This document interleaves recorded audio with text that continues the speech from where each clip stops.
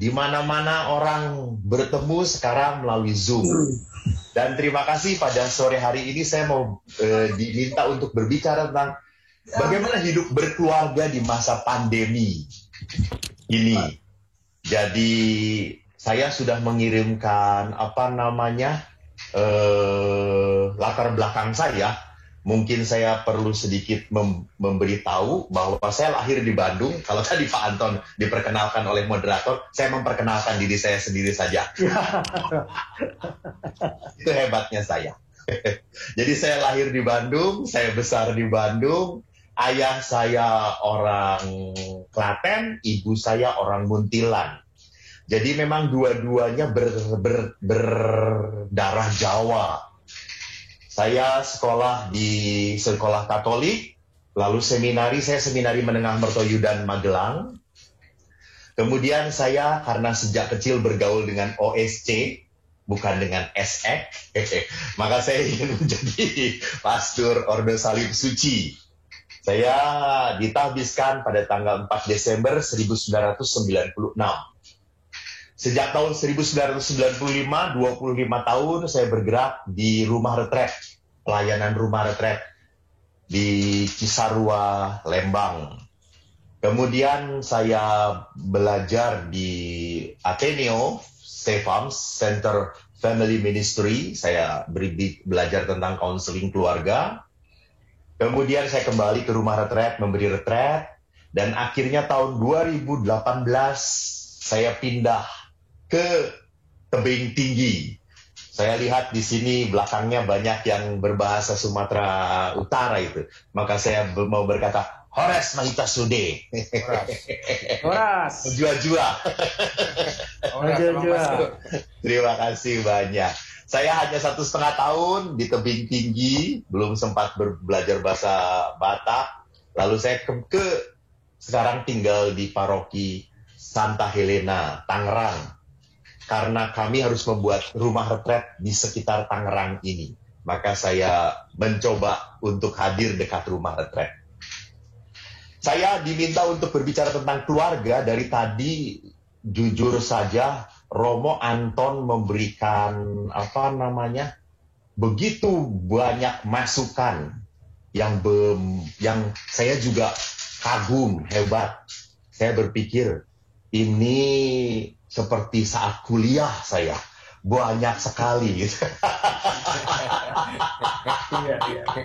Nah, belum, saya yakin daftar pustakanya pasti 17 halaman ya Romo Anton. Belum menghitung.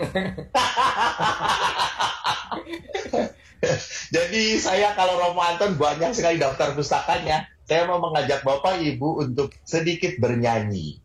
Itu hobi saya. Kenapa? Karena ini sesuai dengan apa yang akan kita hadirkan sore hari ini. Bagaimana kita masuk menjadi keluarga Tuhan. Anda tahu lagu ini? Ku cinta keluarga Tuhan. Oh. Ya, lagunya. Kita nyanyikan bersama. Hah? Ku cinta keluarga Tuhan, kerja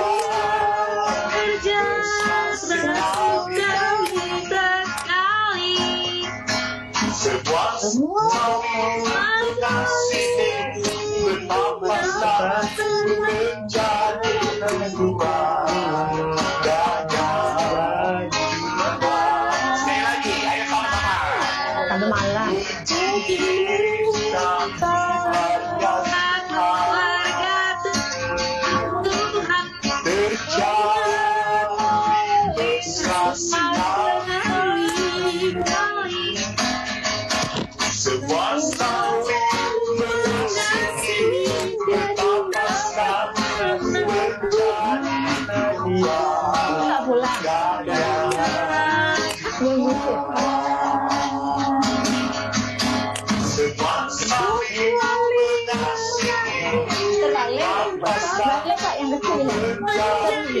Oh, coba aku yang kecil satu. Sini,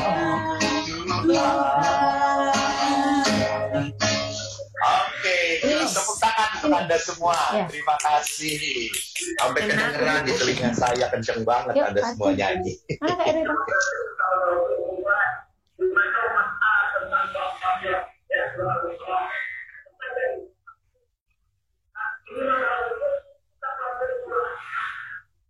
Dari keluarga. Dan saya selalu senang kalau berbicara tentang keluarga. Karena apa? Karena saya lahir dari sebuah keluarga. Tidak ideal, tidak, tetapi membanggakan. Maka bagaimana hidup berkeluarga di masa pandemi? Itu tantangan menarik. Jadi kalau hidup berkeluarga di masa pandemi itu tantangan menarik, so don't panic, jangan takut. Tadi promo Anton menjelaskan, kita harus punya imun daya. Dan salah satunya iman, kasih, harapan, itu yang selalu didengung-dengungkan. Maka kalau kita berbicara tentang keluarga, saya ingin merunut dulu ke belakang. Apa itu perkawinan? Jadi di dalam gereja, perkawinan antara orang-orang yang dibaptis menjadi sakramen. Hanya sah, tapi juga sakramen. Sakramen itu apa? Sakramen itu adalah daya rahmat kasih Allah yang bisa ditangkap oleh manusia. Jadi suami itu adalah sakramen Tuhan bagi istri. Istri pun sakramen Tuhan bagi suami. Jadi kehadiran Allah sungguh dapat dirasakan melalui pribadi sang suami, sang istri. Maka pandemi ini menjadi sebuah tantangan. Apakah saya hadir di tengah keluarga sungguh-sungguh menjadi tanda kehadiran Tuhan atau tidak? Jangan-jangan ada orang yang berkata, Romo, saya melihat pasangan saya makin lama saya makin jengkel, Romo. Nggak makin sayang. Tidak. Apakah ini masih menjadi sakramen? Tentunya. Karena sakramen tanda kehadiran Allah yang paling utama dan paling tinggi adalah melalui apa? Salib. Jangan lupa itu, salib. Keselamatan itu hanya diperoleh lewat salib. Dan kalau hidup perkawinan sebagai seorang Katolik adalah sakramen, maka kita harus melihat juga apa hakikat dan tujuan perkawinan dalam gereja. Dalam gereja Katolik dikatakan bahwa hakikat dan tujuan perkawinan menurut kitab hukum kanonik adalah apa? Perjanjian perkawinan dengan mana pria dan wanita membentuk antara mereka kebersamaan seluruh hidup dari sifat kodratinya terarah pada kesejahteraan suami istri serta pada kelahiran dan pendidikan anak. Oleh Kristus Tuhan, perkawinan orang-orang yang dibaptis diangkat ke martabat sakramen. Jadi kalau kita lihat dari apa yang dikatakan oleh kitab hukum kanonik, perkawinan itu adalah persekutuan seluruh hidup. Jadi nggak setengah-setengah. Tidak setengah-setengah, saya hanya mau menerima enaknya saja. Nggak. Saya harus menerima hal-hal buruknya juga. Saya itu selalu terenyuh kalau udah mendengarkan pasangan mengucapkan janji perkawinan. Bapak Ibu, ada yang masih ingat janji perkawinan Anda? Kelihatan wajah-wajah lupa. Saya tidak pernah lupa karena saya berpuluh-puluh kali bahkan ratusan kali memberkati perkawinan. Dikatakan bahwa saya akan bla bla bla dalam untung dan malang, sehat dan sakit. Di waktu pasangan saya langsing ataupun langseng besar. Jadi cinta saya tidak pernah berubah walaupun pasangan saya berubah. Ini menarik. Jadi yang diucapkan di dalam janji perkawinan itu bukan semata-mata janji manusia. Ini janji seperti yang dikatakan oleh Allah kepada gerejanya. Walaupun gereja kau mengkhianati atau jatuh, Allah tetap mencintai gereja. Jadi saya ingat sekali ada seorang ibu yang pernah datang kepada saya menangis-nangis. Romo kan biasa tuh kalau ibu-ibu datang kepada Romo kalau sudah banyak masalah, gitu ya. Masalah perkawinan baru datang. Kalau enaknya perkawinan nggak pernah bagi-bagi sama Romonya, gitu ya. Lalu ibu ini berkata, Romo, suami saya sudah pergi dengan wanita lain. Saya jengkel, saya kecewa, saya marah sekali. Saya mau balas Romo. Tapi saya mau tanya Romo dulu apa yang harus saya lakukan, Romo. Lalu saya berkata, Ibu, suami ibu sudah kabur dengan wanita lain? Ya, bagus. Ibu tanya pada saya apa yang harus ibu lakukan? Ya, Pastor. Ya, Romo. Ibu harus tetap setia pada suami ibu. Lalu ibu itu berkata, bagaimana mungkin setia orang dia sudah kabur? Kalau dia kabur kan saya berhak juga kawin dengan orang lain. Ibu Katolik, ya, tidak ada hak. Ibu harus tetap setia.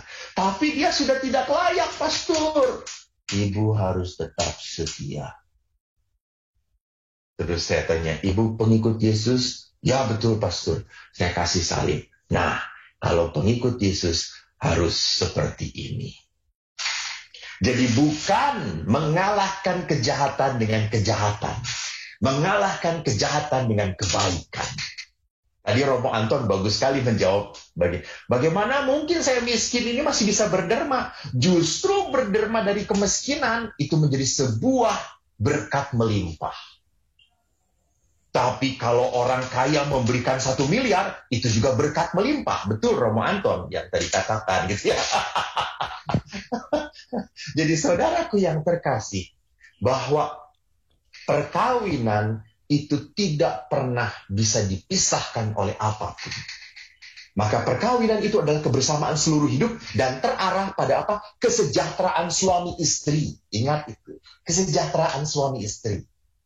Baru yang kedua, prokreasi, kelahiran anak dan pendidikan anak. Halo, ini digabung. Dan yang pertama adalah apa? Kesejahteraan.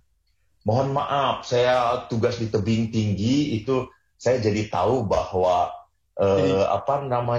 keluarga bagi budaya Batak itu harus punya anak. Jadi hasangapon, hamoraon, hagabeon, itu kan prinsipnya dalam budaya tradisi Batak. Konon katanya saya mendengar seperti itu. Jadi anak itu harus ada di dalam perkawinan, maka seorang pasangan suami istri yang tidak punya anak seperti merasa terkutuk. Bapak Ibu, anak itu hadiah dari Tuhan. Hadiah dari Tuhan. Nggak bisa kita minta kepada Tuhan sebagai sebuah kewajiban Tuhan memberikan. Tuhan kami sudah kawin, kami minta anak. Nggak ada. Dan itu hebatnya Tuhan, misterinya Tuhan. Ada orang yang sudah kaya suami istri, menikah sekian tahun, baik, tidak mendapat anak. Saya punya karyawan di rumah retret, gajinya pas-pasan, anaknya 5. Kata saya, kamu rajin sekali. Dia mengatakan, Romo, istri saya pegang saja sudah hamil, Romo. Gitu ya. Jadi apa yang saya mau katakan, bahwa anak itu adalah hadiah dari Tuhan. Bukan tuntutan karena kita menikah. Jadi kalau Tuhan memberi, syukur pada Allah.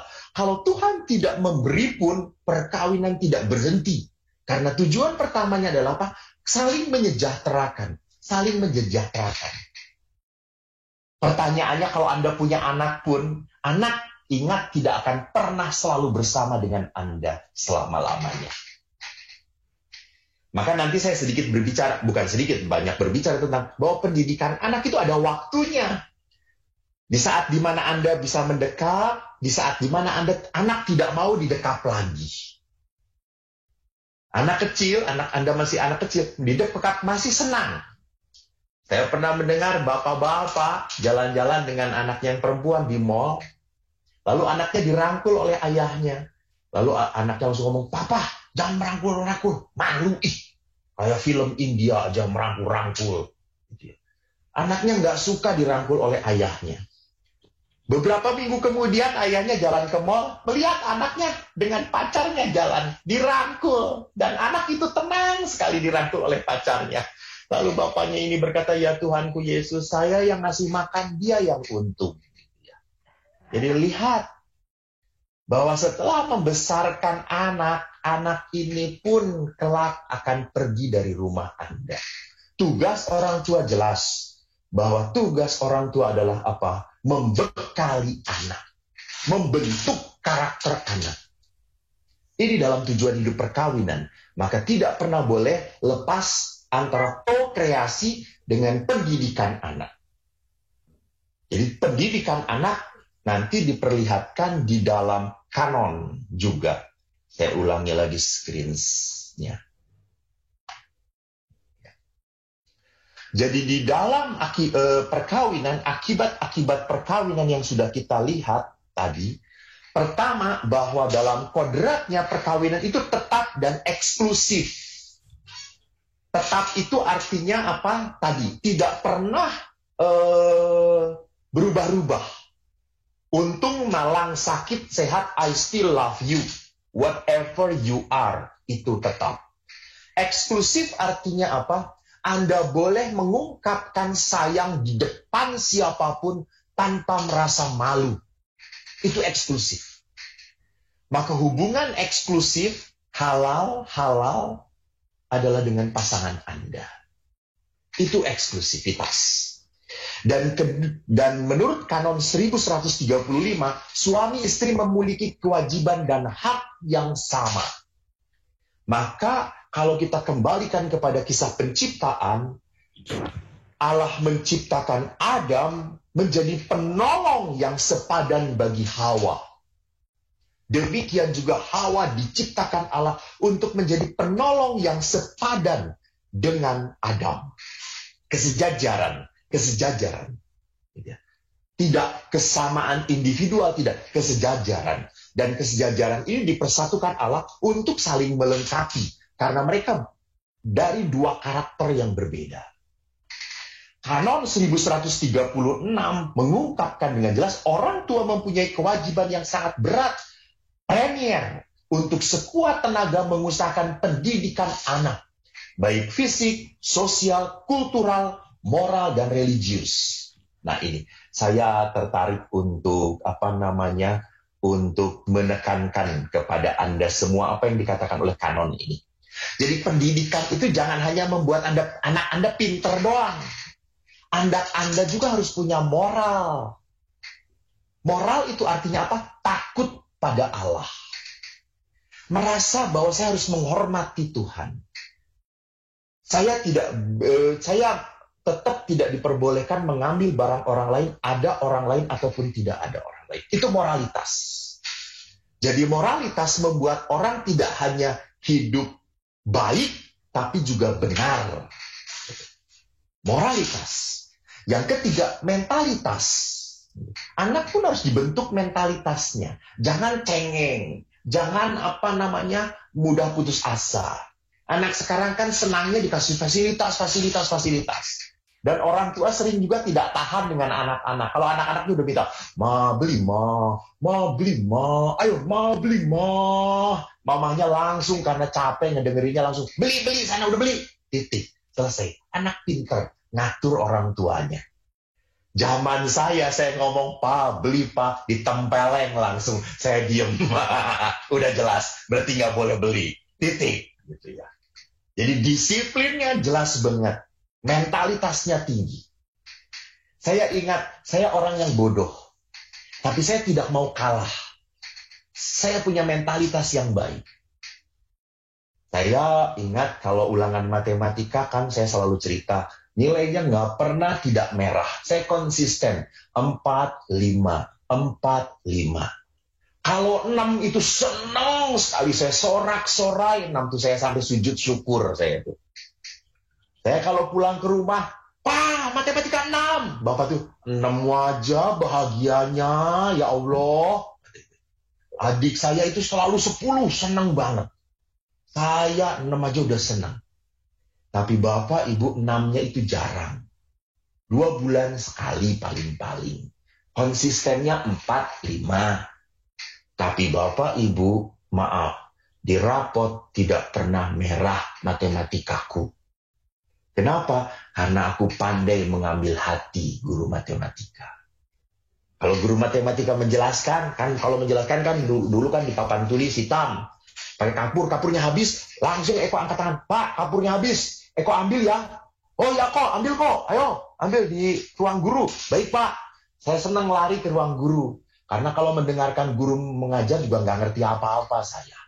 Jadi lebih baik saya pergi ke ruang guru, ambil kapur.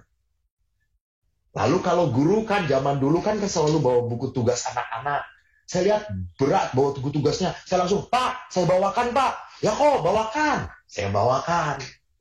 Kalau Bapak itu jalan kemana dia sedang sibuk, Pak, saya tolong. Ya, Bapak itu tega memberi saya angka merah di rapot. Tidak akan.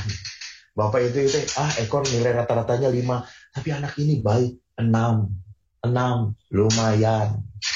Mentalitas. Jadi bukan hanya intelektualitas. Dan anak pun harus diajari apa? Religiositas. Nanti kita berbicara sedikit tentang religiositas. Apa yang dikatakan oleh Bapak Paus. Saya tertarik kalau tadi Romo Anton tak henti-hentinya mengutip Bapak Paus, saya juga tidak mau kalah. Mengutip juga Bapak Paus. Bapak Paus mengatakan tidak ada keluarga yang sempurna. Jadi setiap keluarga itu berkembang. Sedikit-sedikit dikemas. Membutuhkan perkembangan tahap demi tahap dalam kemampuannya untuk mencintai. Itu Amoris Laetitia mengatakan seperti itu. Maka untuk melengkapinya dalam pertemuan keluarga sedunia, Bapak Paus mengucapkan kalimat menarik. Tidak ada keluarga yang sempurna. Kita tidak punya orang tua yang sempurna. Kita sendiri tidak menikah dengan orang yang sempurna. Dan kita tidak punya anak-anak yang sempurna. Kita punya keluhan satu sama lain. Kita kecewa satu sama lain. Oleh karena itu tidak ada pernikahan yang sehat atau keluarga yang sehat tanpa pengampunan. Menarik. Bapak Ibu, kalau tadi dikatakan dalam wejangan Romo Anton, imunitas, iman, kasih, harapan, imunitas dalam hidup keluarga adalah apa? Pengampunan. Bahkan Ibu Teresa waktu ditanya oleh pertemuan keluarga, Ibu Teresa apa yang membuat hidup berkeluarga itu bisa langgeng? Ibu Teresa hanya mengatakan, you must pray and forgive. You cannot forgive if you do not pray. If you cannot forgive, you must pray harder and harder. Jadi orang itu hanya bisa memaafkan kalau hidup doanya kuat. Karena kuasa memaafkan hanya diturunkan dalam hati kita oleh Tuhan, oleh Allah. Jadi Tuhan yang memampukan kita memaafkan. Dan kalau kita tidak bisa memaafkan, doa kita adalah omong kosong. Doa kita adalah omong kosong.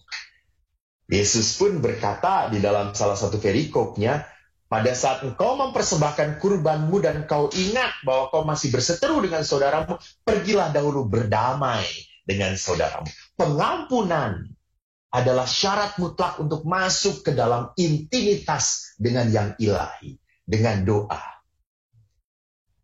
Nah, oleh karena itu saya ingin mengungkapkan bagaimana hidup di masa pandemi, menurut Paulus ke-6. Jadi Paulus ke-6 itu memperlihatkan hidup berkeluarga dengan meneladani dari keluarga Nazaret. Belajar dari keluarga Nazaret. Dan belajar dari keluarga Nazaret dikatakan ada 3 hal yang perlu diperhatikan. Pertama, di dalam keluarga harus ada yang namanya keheningan. Apa itu keheningan? Jadi keheningan bagi Bapak Paus adalah membatasi pengaruh-pengaruh,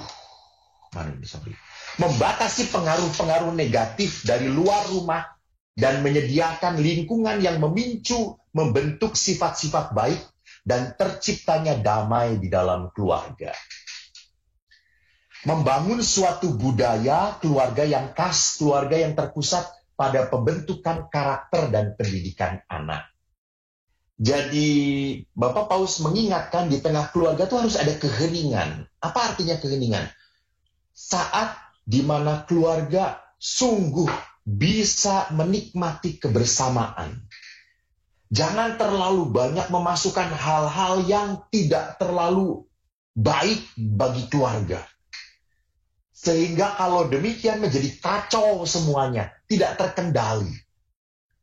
Saya ingat sekali bahwa saya dibesarkan di tengah keluarga yang sangat punya saat-saat hening, di mana kami baru punya televisi itu kalau tidak salah saya SMP.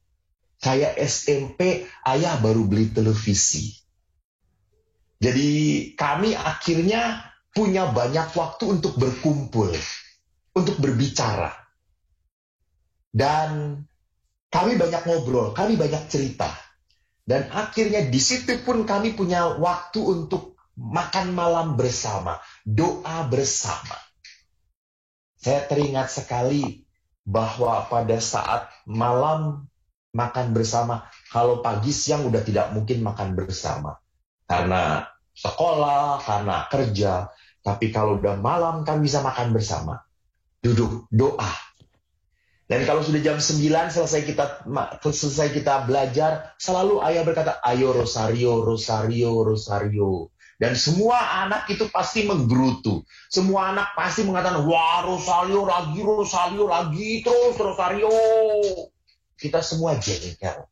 Maka kalau rosario salam Marianya bergantian, saya itu dengan adik-adik saya langsung rosario ini. Salam Maria penuh rahmat Tuhan sertamu, terpujilah engkau di antara wanita dan terpujilah buah tubuhmu Yesus. Adik saya, Santa Maria Bunda Allah, doakanlah kami yang bersalah sekarang.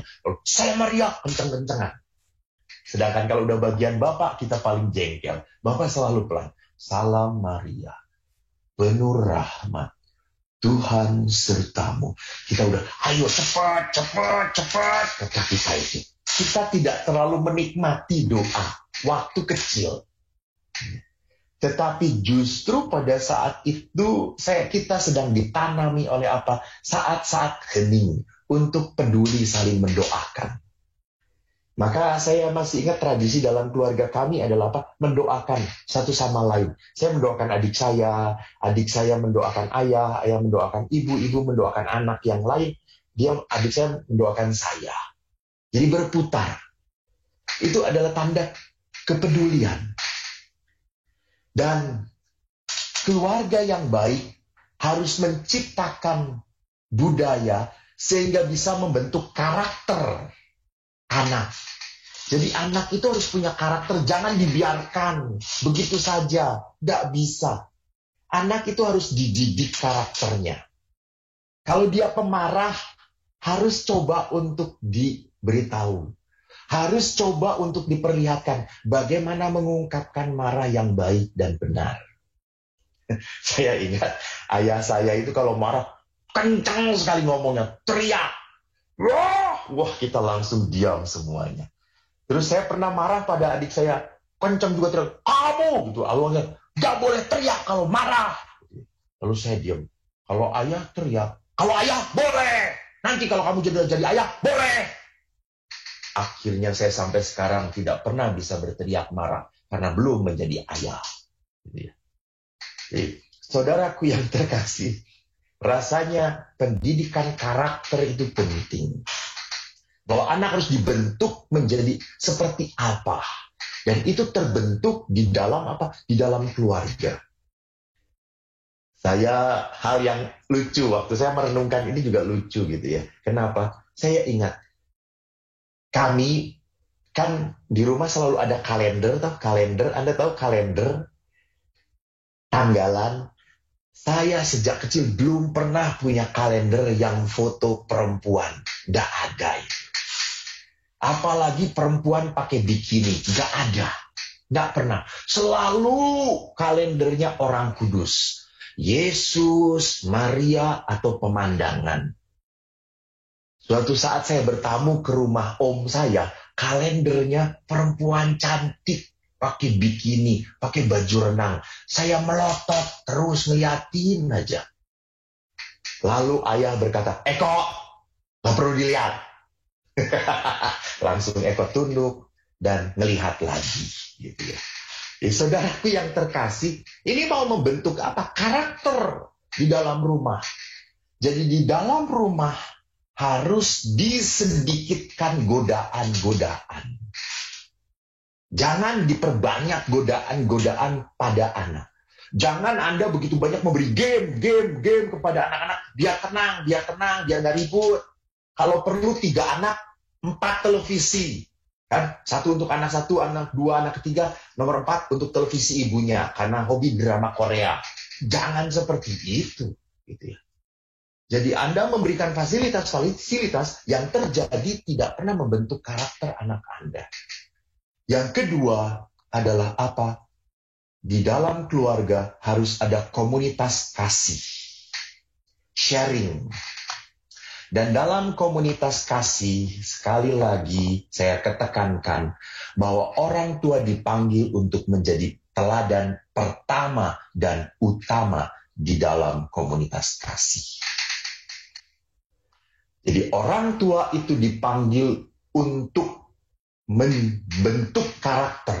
Maka teladan pertama dan utama bagi anak adalah orang tua. Bagaimana orang tua berani berkorban, rela, peka. Saya ingat bagaimana pada saat saya sering cerita ini, karena kisah ini tidak pernah saya lupakan dalam hidup saya. Bagaimana pada saat ibu hamil besar, adik saya nomor 3.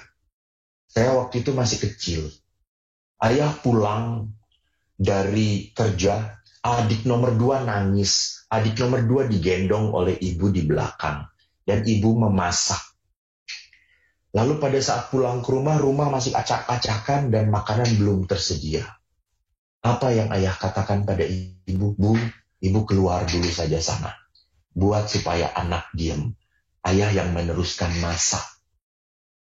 Eko, dia panggil saya. Kamu beresin rumah. Bareng-bareng dengan ayah. Yuk kita kerja.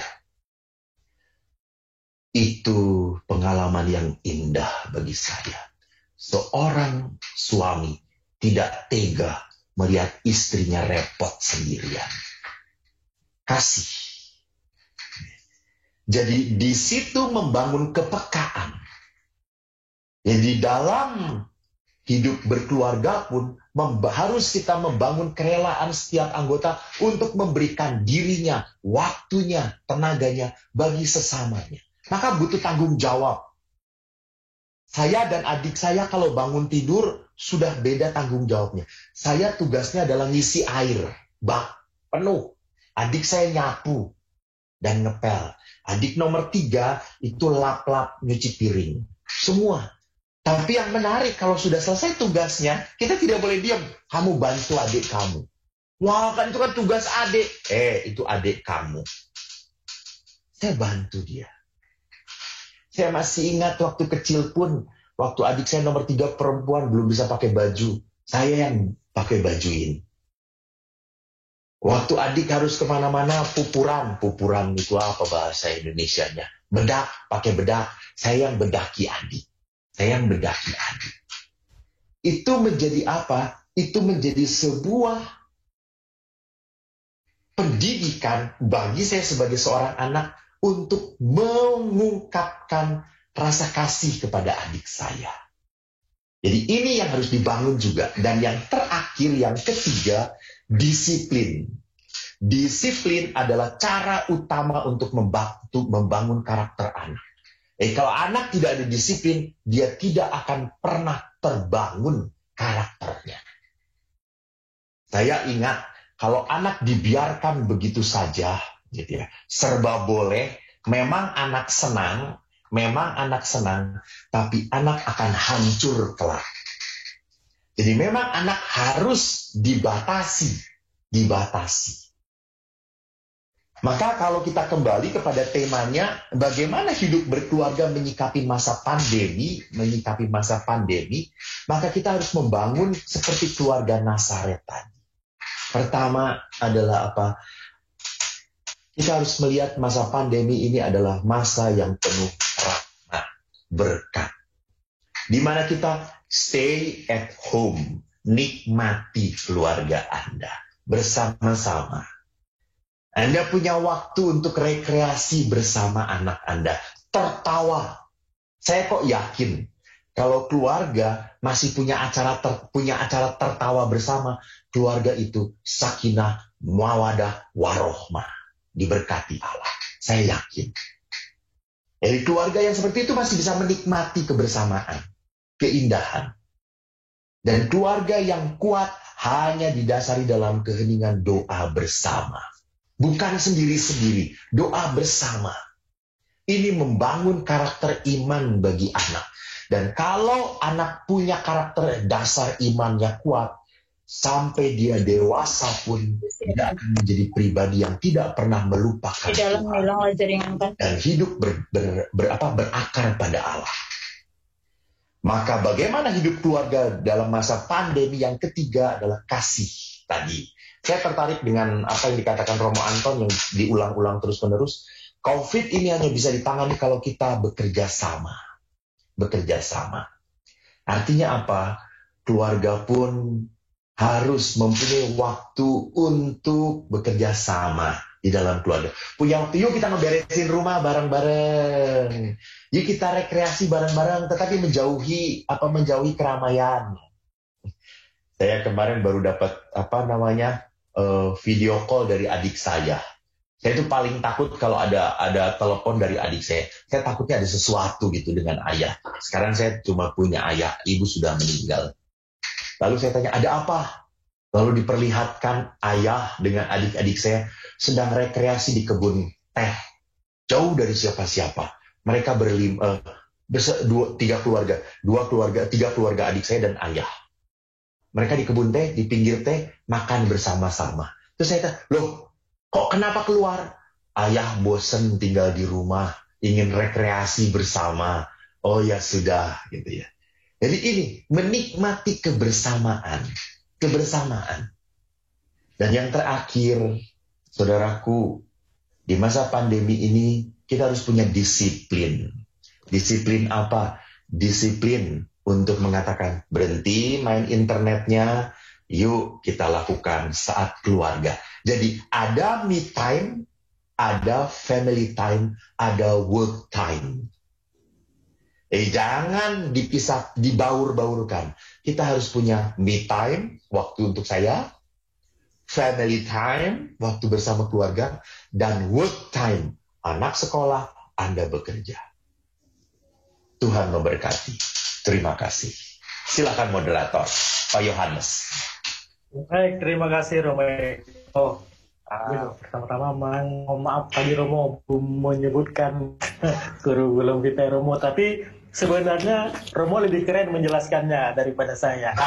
Baik Romo, ada pertanyaan-pertanyaan nih Romo, banyak sekali Romo. Ini sangat viral ini Romo. Nanti Romo mana yang bisa dijawab silakan ya Romo ya. Kalau saya nggak bisa ngejawab, nanti Romo Anton yang akan menjawab. Baik, boleh. Dua-duanya Romo boleh jawab. Ini ada satu pertanyaan Romo dari Ibu Dewi Mariana. Singkat pertanyaannya, apakah bila sudah cerai resmi lewat pengadilan, di kemudian hari bisa nikah lagi secara Katolik? Nah, ini pertanyaannya Romo. Ini temanya hidup dalam pandemi, membahas cerai. Hidup orang Katolik. Jadi ini menarik ya. Waktu Yesus bicara tentang apa, tiba-tiba apakah diperbolehkan cerai? Menurut kitab Musa. Jadi oke, terima kasih atas pertanyaannya. Namanya juga usaha, gitu ya. Kan segala usaha boleh dihalalkan. Nanti silakan Romo Anton kalau mau menambahi.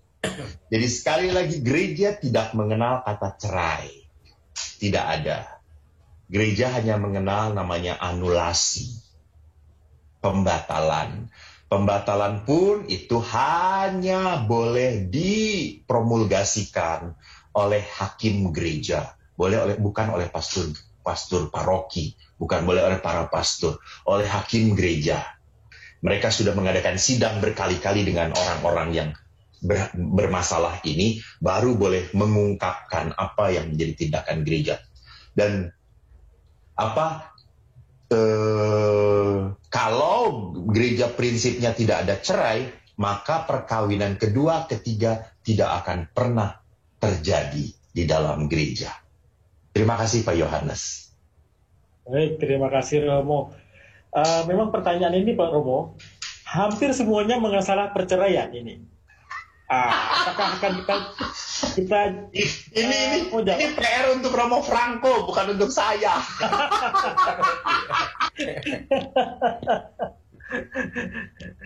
Iya. Ini semuanya mengenai perceraian. Saya melihat masalah hukum-hukum semua. Mungkin kita ambil satu saja lagi, Romo. Iya. Ini saya ambil yang dari Ibu Marianti di Simarmata dari Santo Kring sampai Yosef. Jika suatu pasangan berbohong di depan pastor, menyatakan sepakat saat kanonik karena desakan orang tua. Akhirnya setelah 1 tahun nikah kemudian bercerai secara pengadilan karena selalu ribut, apakah bisa diajukan pembatalan pernikahan kategori kasus cacat dalam kesepakatan perkawinan dengan melampirkan putusan pengadilan negeri, Romo? Nah, ini pertanyaan perceraian lagi.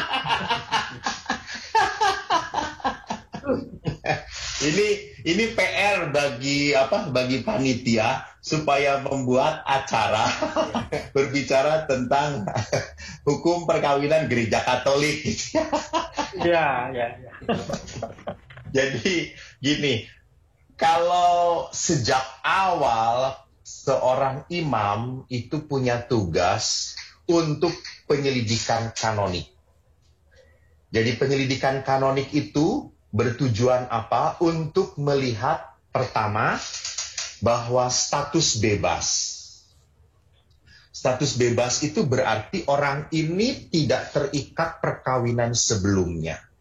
Status bebas. Bebas pun itu berarti bebas dari usia perkawinan.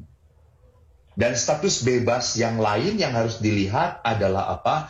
Bahwa memang perkawinan ini dilakukan dengan kehendak, kesadaran, dan kemauan pribadi satu dengan yang lain. Pastor akan menyelidiki itu poin-poinnya.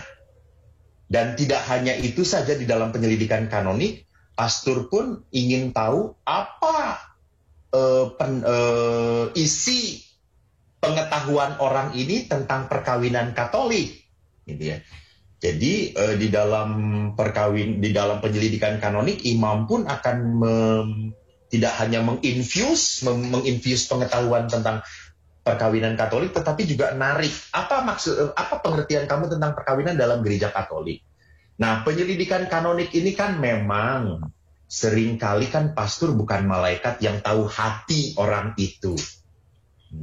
Kan bisa-bisa saja tipu-tipu gitu ya. Alah, yang penting pastor bisa ditipu. Iya pastor, kamu rela pastor. Sayang banget pastor. Berapa persen? 1000% pastor gitu. Padahal cuma dipilih 100%, 1000%. Itu berarti apa? 900 sekian persennya bohong gitu ya. Tapi apa yang terjadi? Supaya memikat hati gitu ya. Namanya waktu pacaran itu kan iklan semuanya gitu ya. Jadi memang pastor akan selalu hati-hati. Jadi kalau pastor merasa sesuatu ada yang aneh, dia akan tulis. Kalau terjadi sesuatu yang seperti itu, bisa diangkat. Kalau perkawinan ini ada sesuatu kekacauan, katakanlah gitu ya, ketidakberesan, boleh diangkat ke gereja ya silahkan saja gitu. Tapi saya tidak mau mengatakan para bapak ibu silahkan buat kekacauan, angkat ke gereja. Jangan seperti itu. Saya selalu mempercaya bapak ibu bahwa perkawinan itu kehendak Allah. Bukan Anda yang mau menikah dengan pasangan Anda saja, tetapi Tuhan yang mau. Jadi di saat Anda hidup benar mengikuti apa yang Tuhan mau, hidup Anda akan terberkati selama-lamanya. Amin. Amin. Jadi jauhkan pikiran cerai dari kepala Anda. Amin. Amin. Baik Romo. Jadi Bapak Ibu yang pertanyaannya mengenai perceraian kami tutup ya. Ya, bagus. Neng aku. Itu Romo Anton yang cuma ketawa-ketawa. Jatahnya Romo Eko ini. Baik Romo, ini ada pertanyaan dari Pak Asrul Sidauruk. Dampak pandemi tentu berpengaruh terhadap ekonomi keluarga. Dan hal ini tentu berdampak juga buat terhadap situasi komunikasi suami dan istri. Nah, bagaimana menyikapi situasi seperti ini Romo? Baik Romo Eko. Ya. Jadi saya di paroki sini pun merasa prihatin bahwa ada cukup banyak umat kami yang dihentikan pekerjaannya. Dan syukur kepada Allah, tadi Romo Anton juga sudah memperlihatkan bahwa ada gerakan-gerakan PSE yang menolong keluarga-keluarga yang terdampak akibat COVID-19 ini. Jadi kalau Anda memang sungguh sangat terdampak, jujurlah kepada gereja. Kita harus sedih dong. Gereja kita indah, tetapi umat kok punya umat yang mati kelaparan. Rasanya tidak boleh seperti itu. Bapak Paus pun selalu peka. Hatinya tergerak oleh belas kasihan. Bapak Paus selalu tidak tega kalau ada satu anaknya yang mati kelaparan. Jadi kalau secara ekonomi Anda sulit, datanglah ke PSE. Bicara jujur, terbuka. Apa adanya. Lalu bagaimana situasi ini harus dikomunikasikan sebab di dalam keluarga. Anak-anak pun perlu diberitahu. Jadi jangan sampai kondisi ekonomi ini hanya menjadi pemikiran bapaknya doang atau ibunya doang. Nah, ini harus menjadi pemikiran seluruh keluarga. Bicara. Saya ingat ada satu keluarga yang bapaknya ini kerjanya antar jemput sekolah. Dia punya mobil antar jemput. Jadi dia hidupnya dari situ. Istrinya guru. Sering memberi les. Pemberian les ini membuat dia mendapat tambahan cukup banyak. Setelah COVID-19 ini, apa yang terjadi? Habis.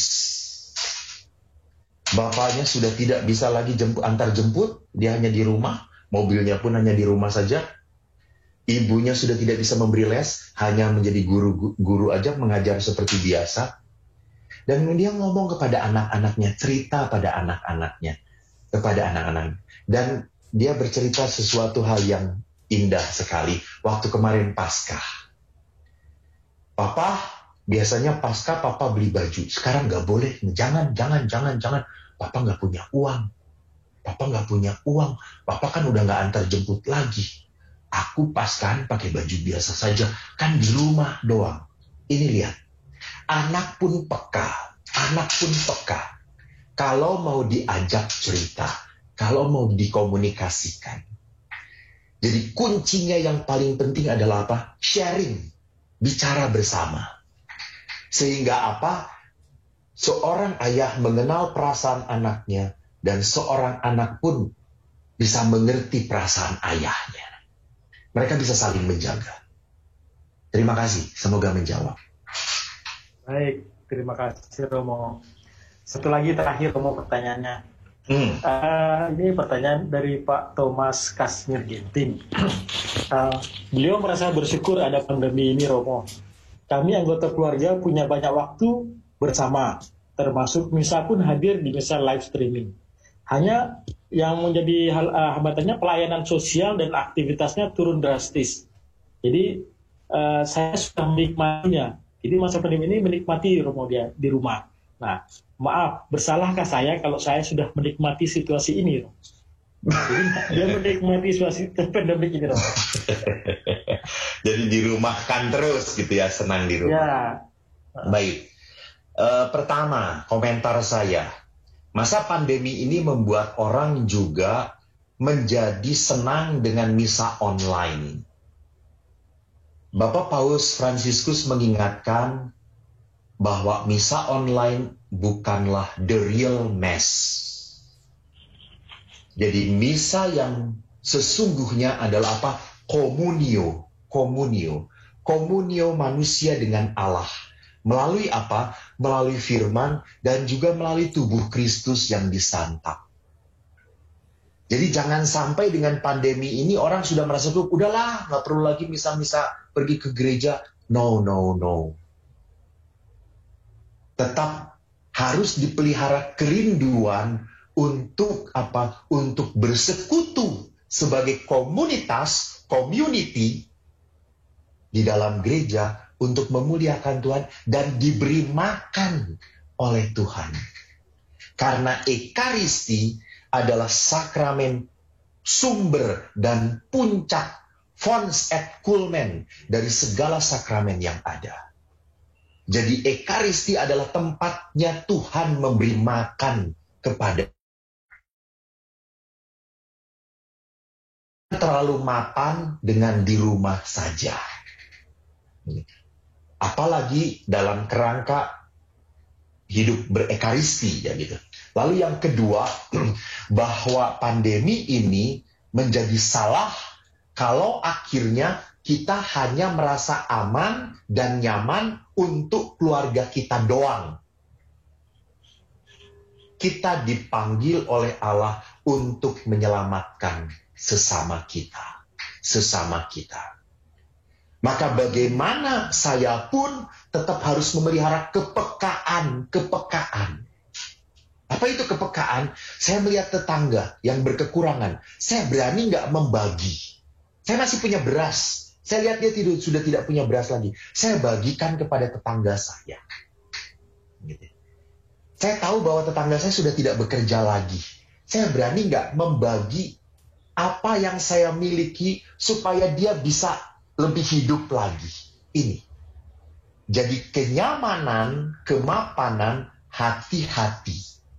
Ini akan membunuh apa? Membunuh panggilan kita untuk menjadi tangan-tangan Tuhan. Terima kasih, Pak Yohanes. Tuhan